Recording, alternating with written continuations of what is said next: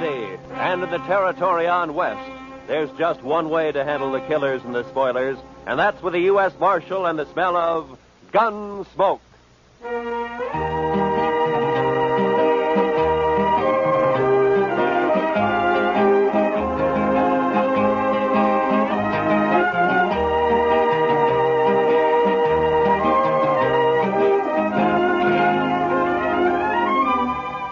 Gunsmoke, starring William Conrad.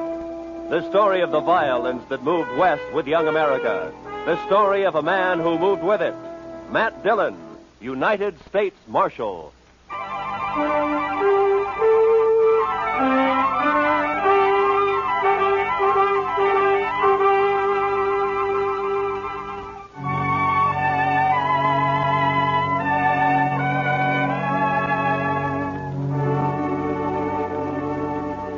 They told us a man we'd been looking for, a murderer, was in a cow camp on the North Fork of the Canadian River, about 100 miles south of Dodge.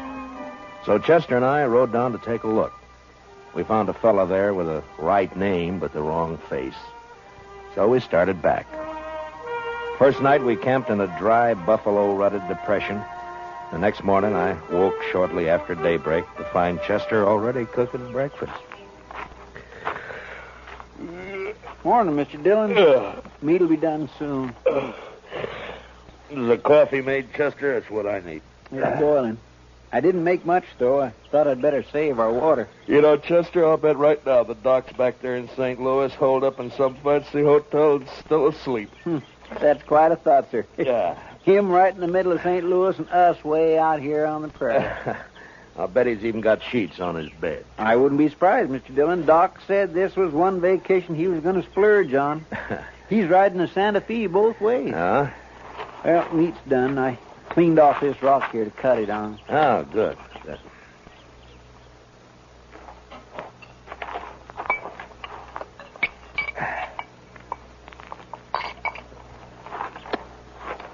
Oh, you got it warm anyway, Chester. Well, now, meat shouldn't be overcooked, Mr. Dillon. That takes the taste clean out of it. Now, then we ought to be able to taste everything about this steer. Eggman's disappointment. How's that, Mr. Dillon? Never mind, Chester. How come you woke up so early this morning? Oh, I always do. Seems as soon as it gets daylight, my feet start to sweat, and then I just got to get up. Well, that's as good a reason as any, I guess. Wow. Looks like we got company, Chester. What? Oh, Where? right out there, heading straight for us. Oh, yeah. Some cowboy, probably. I don't know. He doesn't ride quite like a cowboy. Why, it's just a kid, Mr. Dillon. Yeah, it sure is. Sure needs a haircut. What? Say, Mr. Dillon, it's a girl. Now, what could she be doing out here? I'm carrying a rifle, too. Well, get on, miss, and have some coffee. Who are you, mister? Hi, this is Chester Proudfoot, and I'm Matt Dillon. How do you do? You rustlers or what? Not exactly. I'm the U.S. Marshal out of Dodge, ma'am. U.S. Marshal? Oh, that's good. It is? Why? I need help, Mr. Marshal. My daddy's awful sick. Sick? Well, where is your daddy? We got a homestead about a mile over that rise back there. Oh, what's he sick with? It's his leg, Mr. Marshal. A horse threw him and his saddle both in the corral, and then it stepped on his foot. Now his whole leg's all funny. He's got a fever, too. Mr. Dillon, that sounds like... Yeah, I know, Chester. Tell me, miss, when the horse stepped on him, did it cut his foot, break the skin anywhere? Just a scratch. Tore his boot off, though. Oh.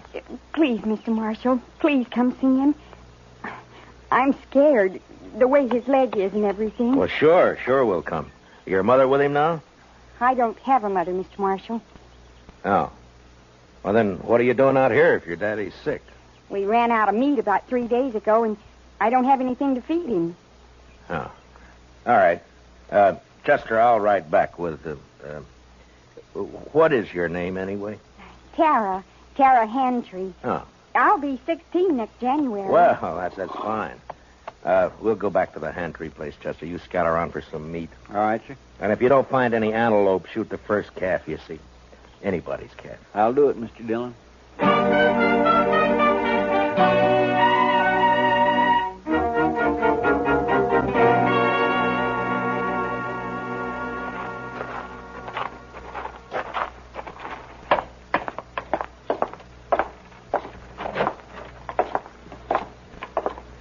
He's in the sleeping room, Mr. Marshal. No.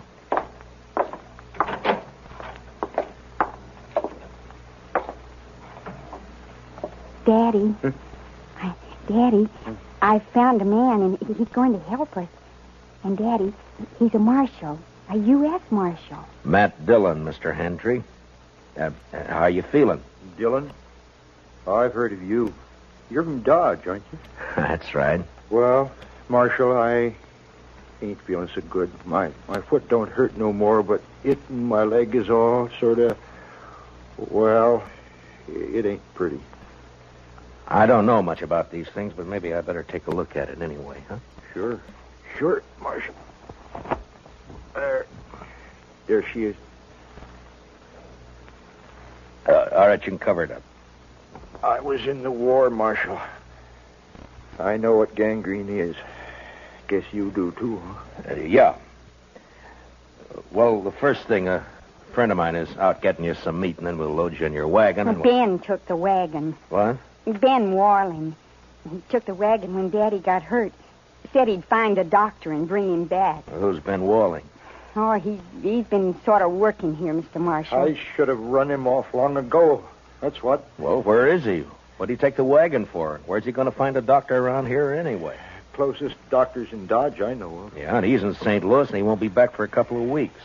I couldn't get to him anyway. Well, tell me, when did this happen? About 6 days ago, Mr. Marshal. Ben left the day after. Well, you think he's coming back? Did he steal the wagon or what? He comes back here and me not able to get around. I don't know what I'll do. I ought to take a bullwhip to him. Now, take it easy, Mr. Hand. Take it. He won't cause any trouble, so don't you get all worked up. Tara, we'll let him get some rest, huh? All right. We'll have some food for you soon, Mr. Hantry. I ain't very hungry. Tara, what's he so riled up about this Ben Walling for? What's between them? Oh, it's nothing, Mr. Marshal. Daddy's sick and... that's all. Look, Tara, you asked me to help you, didn't you? Yes, but... You trust me, don't you? All right, Mr. Marshal. Daddy hates Ben because Ben... well, Ben likes me. Oh, I see. He even wanted to marry me.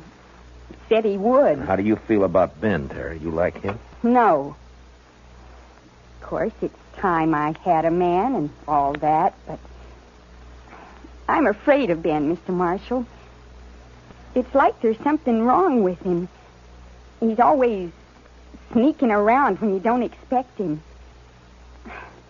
Makes me uneasy, like. Well, we won't worry about Ben now. You stay here in case your daddy wants anything. I'll go outside and wait for Chester. Mr. Marshal. I'm awful glad you're here. We'll see it through, Tara. Don't you worry. I won't. Now.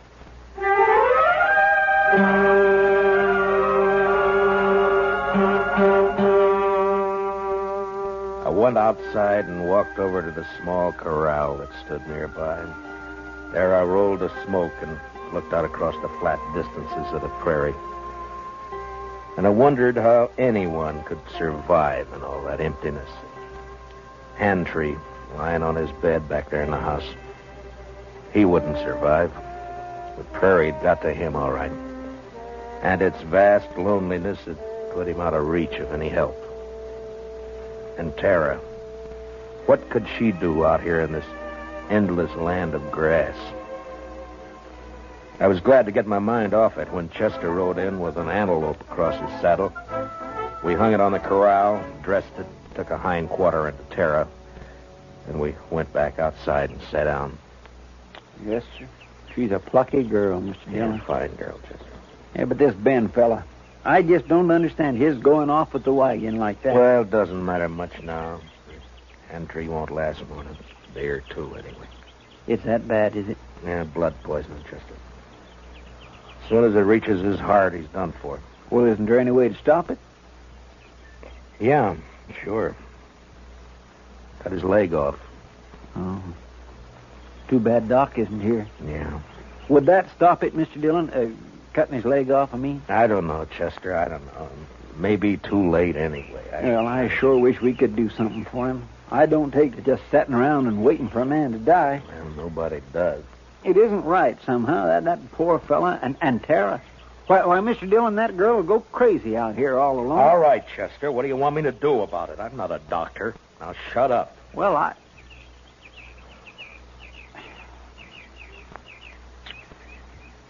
Mr. Dillon,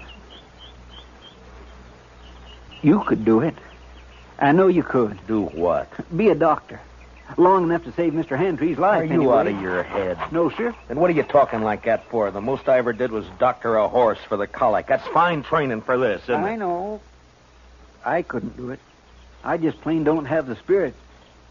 But you do. Oh, why didn't I leave you back in Dodge? It wouldn't have mattered anyway, Mr. Dillon, because you would never just stand by and let a man die.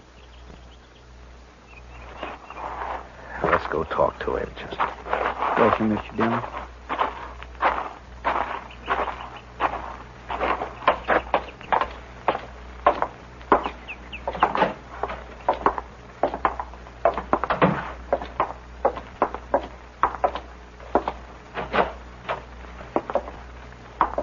Daddy's fever's worse, Mr. Marshal.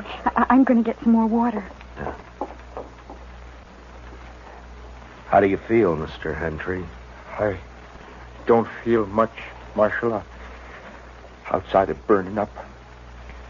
I've been trying to tell Tara I just can't last long with blood poisoning. She's just got to figure on it. Well, that's what I came to talk to you about. I guess you know the only thing that'll give you a chance. I know.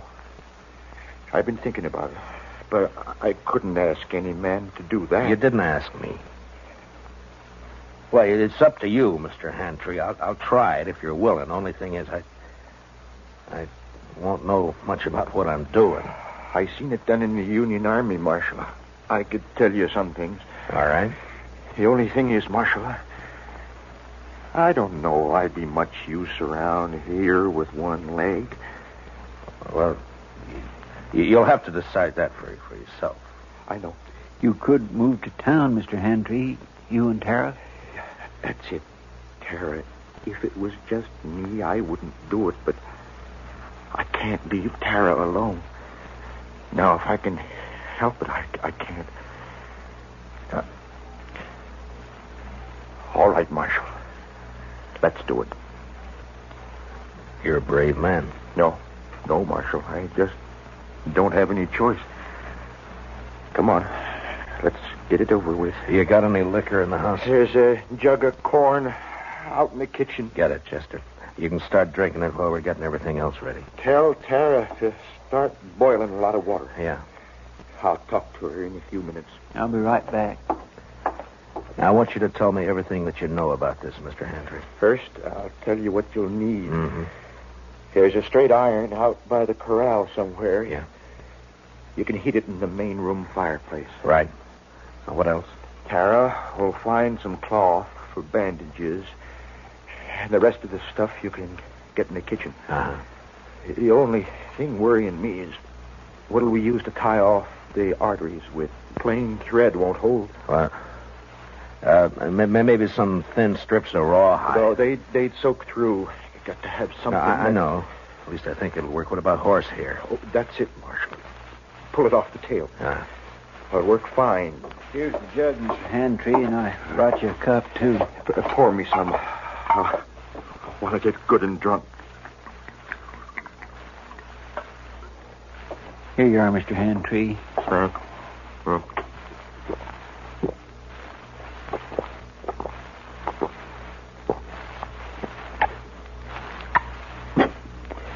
You know, I ain't been drunk in the daytime since we got the news about President Lincoln in the spring of 65.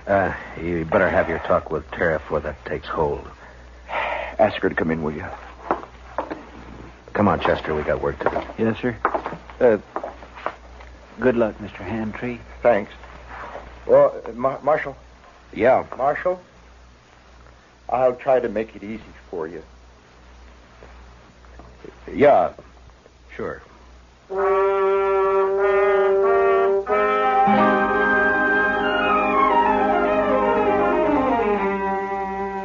Shortly after noon, I operated. Whether it was the corn whiskey or his own hard courage, I don't know, but Handtree never whimpered. Chester stood outside the door and brought me whatever I needed. Tara waited in the kitchen, boiling more water and thinking her own thoughts. Maybe it was harder on her than any of us. And toward the end, Handtree mercifully passed out.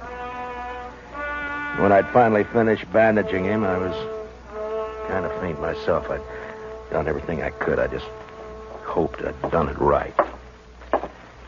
How is he, Mr. Dillon? You'll have to clean up in there, Chester. I've got to get outside for some air. Yes, sir, I'll do it. And put that fire out. It's hot enough around here. I don't know how you did it, Mr. Dillon. Tara? Tara, will you come on outside for a while?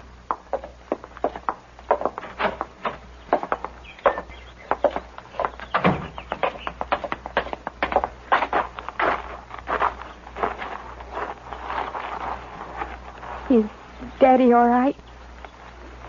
Is he all right, Mr. Marshal? It's all over, Tara. We'll just have to wait and see now.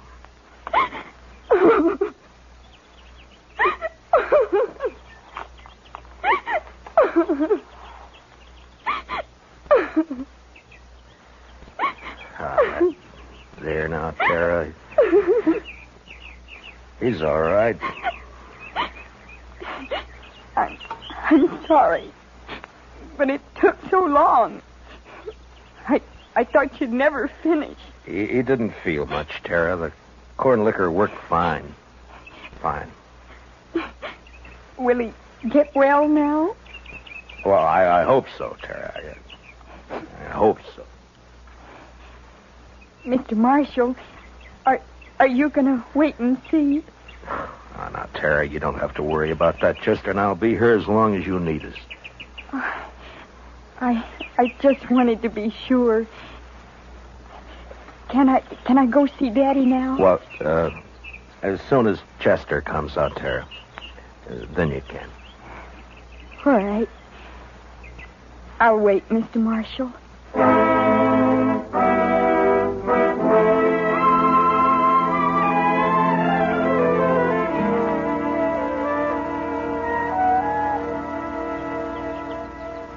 It beats me, Mr. Dillon, how he can just lay there so quiet and peaceful. It's only been 4 or 5 hours, Chester. The liquor hasn't worn off yet. He drank nearly the whole jug.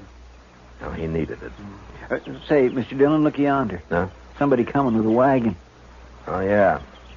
It's probably that Ben Walling they were talking about. I'll bet that's who it is, all right. Wonder what he'll have to say for himself. Ah, you'll think of something, Chester. His kind always do. You recognize him? No, sir. Do you? Oh, I never saw him before.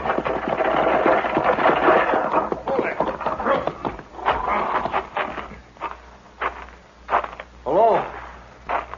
What are you doing here? You Ben Walling? How'd you know?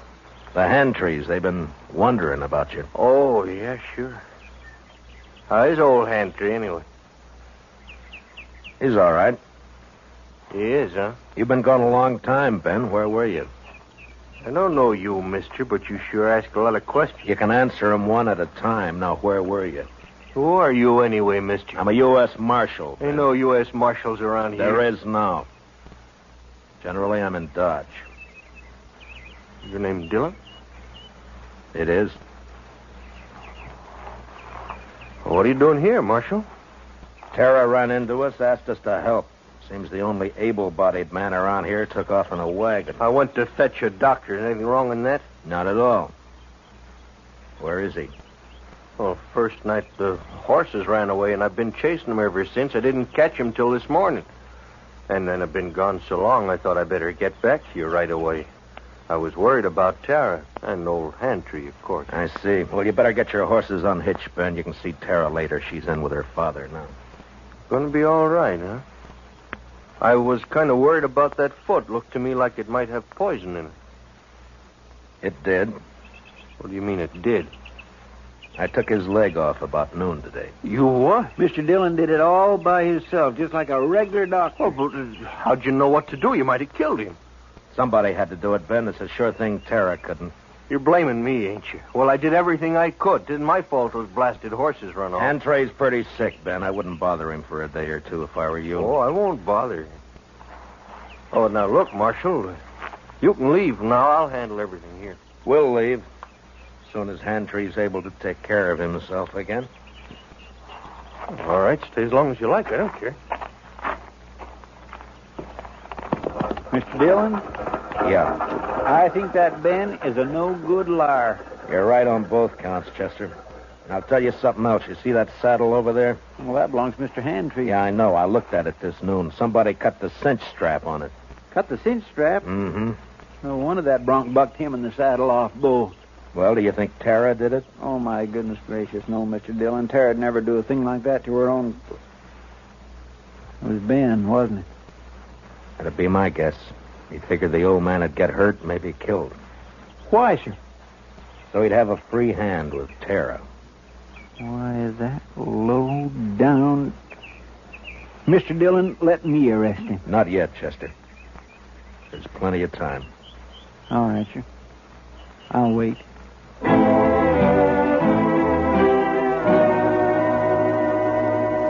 There wasn't as much time as I figured. Hantry had a bad night, and by morning he was so weak he couldn't lift his head. I tried to take his pulse, but I could hardly find it. Maybe I'd operated too late. Maybe the poison had already moved up into his body. I didn't know. I had no way of knowing. So there was nothing to do now but wait. Want some more coffee, Mr. Dillon? Yeah, thank you, Chester. We'll fill it up, huh?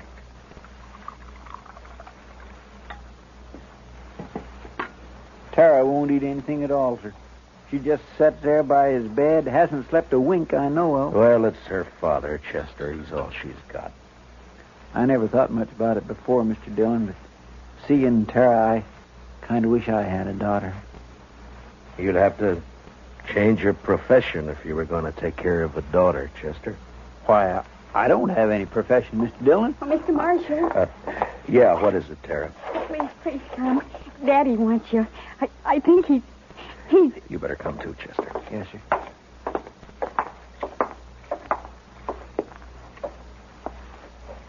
It's Matt Dillon, Mr. Hantry. Can you hear me? Marshal,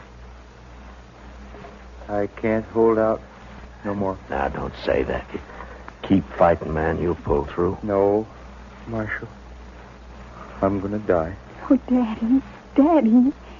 Tara. It's about Tara, Marshal. Don't leave her here. Ben Walling, he's no good. He'll try to keep her. Now, don't you worry about Ben Walling, Mr. Hantry. I promise you he won't get anywhere near Tara. Now or ever. Thanks, Marshal. He's a bad one. Tara can't stay here alone. She can't work this place. It's a bad way to die. Not knowing. Now, I want you to listen to me. Listen to me now. Yeah? I promise you something else, too. I'll take care of Tara. I'll see she's all right. I'll see she's cared for. Now, I promise that. I thank you, Marshal. I sure. Where's Tara? Daddy. I'm right here. Daddy. Tara. Come on, Chester. Daddy. Daddy.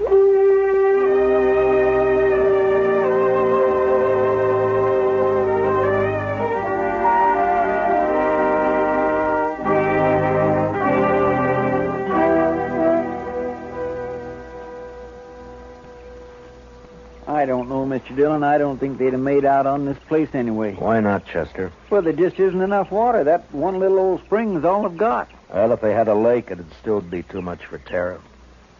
What are we going to do with her, Mr. Dillon? I don't know, Chester. We'll have to think of something, though. My, I wish she'd come out of that house. I don't like it, her in there breaking her heart. Give her a little time, Chester. She'll be all right. Don't you move a finger, either one of you. Well, You're mighty careless with that rifle, Ben. Don't get smart with me, Marshal. I know what I'm doing. And what would that be?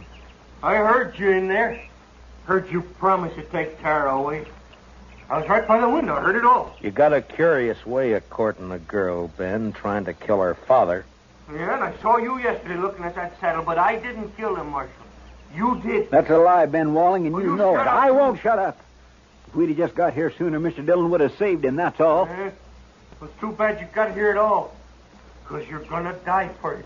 Both of you. Put the gun down, Ben. You're under arrest for attempted murder. You stay right where you are, Marshal. You know, I have an idea you've smelled powder before, Ben, and that you're afraid of it. Marshal? I have an idea that's why you tried to get Hantry like you did instead of facing it. Stop there. And right now you wish you didn't have that rifle at all, don't you, Ben? Because I might have to shoot you for it, huh? No, don't, Marshal. Give me that. You all right, Mr. Dillon? He didn't even try, Chester. Rifle went off when I knocked it aside. That's all. He was scared to death. Well, I didn't feel exactly comfortable. Well, tie him up and keep an eye on him. I'll go see Tara. Yes, sir, Mr. Dillon.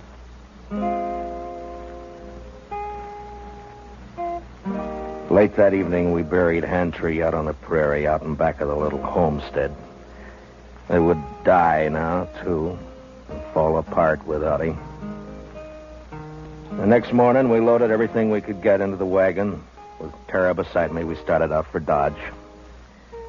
Ben Wallen never said a word.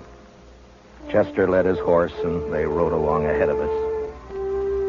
I had plenty of time to tell Tara all about Dodge and how there were some good people there and how we'd find her a home and a family. She sat there, tight-lipped. She didn't say much, but she never once looked back.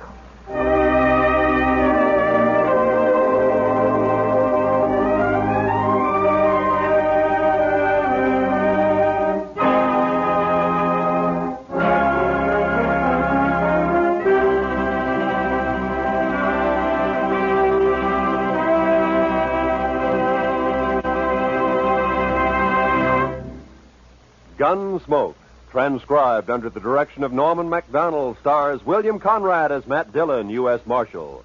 Tonight's story was specially written for Gunsmoke by John Meston, with music composed and conducted by Rex Corey. Featured in the cast were John Daner, Sammy Hill, and Larry Dobkin. Parley Bear is Chester. Join us again next week as Matt Dillon, U.S. Marshal, fights to bring law and order out of the wild violence of the West in Gunsmoke.